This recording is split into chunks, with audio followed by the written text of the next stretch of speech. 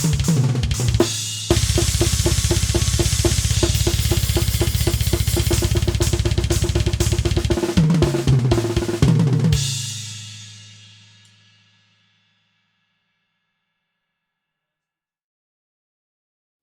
James, you want to play extreme metal?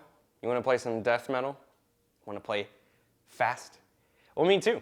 Let's find out. Today we're going to go over double strokes for the kick drum. I was always very tired in high school of feeling like I had good days on the kit and bad days. Now that stuff might happen, especially for your hands, but for my feet, for metal, for a gig, I need to have consistent, fast technique that I can rely on every day. And I think double strokes for me were the best way to achieve that. My first mistake that I made in high school was I sat really close up on my pedals. And if you look in the GoPro camera, you know, my toes are like almost at the very front, almost on the drives, you know. And this felt great in high school because I was playing some, some genty stuff. And we weren't playing, long stretches of 16th notes. And with technique like this, it feels great. It feels like you're really rocking and playing loud, you know. However, you'll find, especially if you sit like this too, really close on your pedals, that you have to use your whole leg to get your strokes out. And while it sounds great, you get tired really quick. And if you're trying to play, if you're trying to play a set in Flesh God Apocalypse, you're playing the Violation at 270, you're not even gonna make it, 16 measures into that song with technique like that. You get tired so quickly. So getting back to throne placement, you want to back up your throne really until it feels comfortable. The gigging drummer's trick is that your knee area makes a 90-degree angle. Mine's about 95 probably.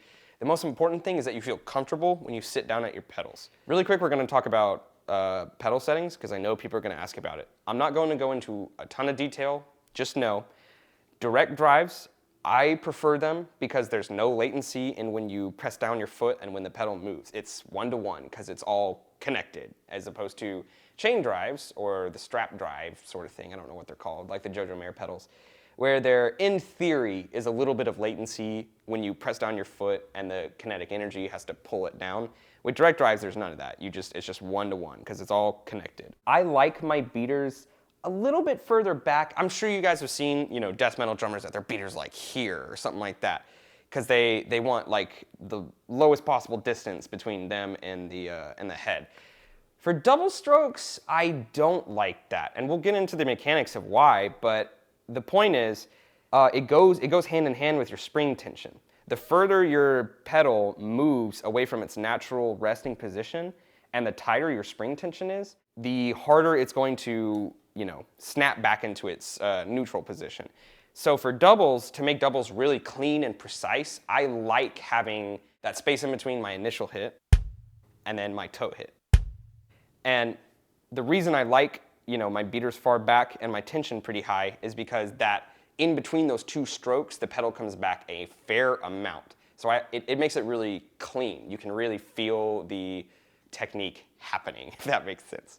So now that we've gone over throne placement and pedal settings, don't worry, I'll make a dedicated video just for pedal settings later. We just did general stuff. Tighter spring tension, beater placement, sort of matters. And I have direct drives with long boards because they feel great to me. Now let's go over the actual mechanics of heel toe. And I call it heel toe, but because everyone knows what that means, but really it's a different technique. Heel toe is when your heel actually makes contact and makes the first stroke happen, and then you slide your toe forward like that. That's not what I do, and that's not what a lot of metal drummers do. We do double strokes, which should be called arch of your foot toe. So the reason I say that is because your first stroke is towards the back of your footboard. You just drop your leg flat on your pedal. When you first start out, purposely have your toes up to make sure that your toes are not playing a stroke. And all you're gonna do is practice this motion right here. You want the arch of your foot to be able, when you drop your leg, to make a stroke happen. And then the second part of the technique is you just curl your toes and the ball of your foot forward.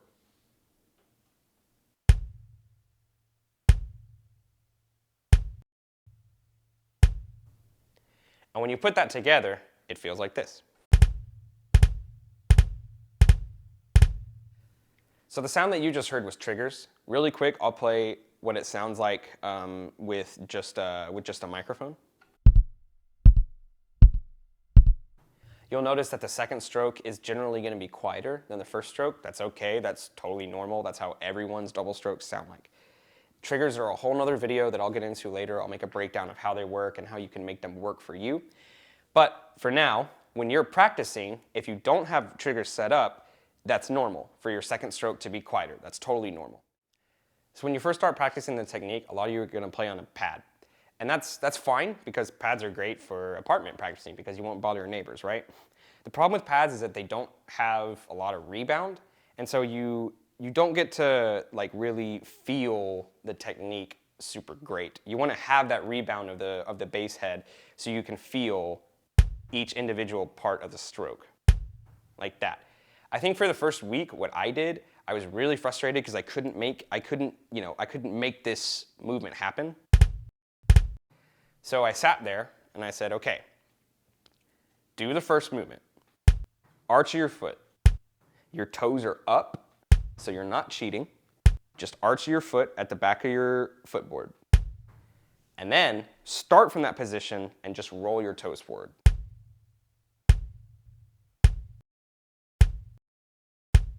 And I think for the first week, it's really helpful to just do both parts of that and then slowly put them together.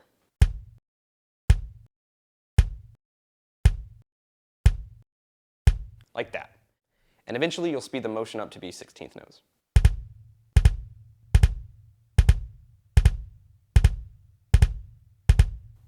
So just to recap really quick. Throne placement, go watch the first part of the video. Pedal settings for the second part of the video. And the third part of the video was the mechanics, how it feels to play the technique. So you take the arch of your foot, you drop it flat, and then you roll the ball of your foot and your toes forward for the second part. It'll feel unnatural at first. It'll become way easier with practice. Now, to play straight 16th notes, all you do is play 8 notes with your feet and you just double everything. That's all you do, right? It's gonna take some practice, but because singles, if you're playing 8th notes, to play 16ths, you play right, right, left, right, left, right, left, right, left. To play 16ths with double strokes, you're still playing 8th notes on your feet, but you're doing right, right, left, left, right, right, left, left.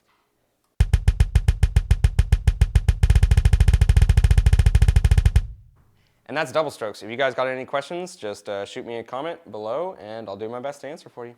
Thanks, guys.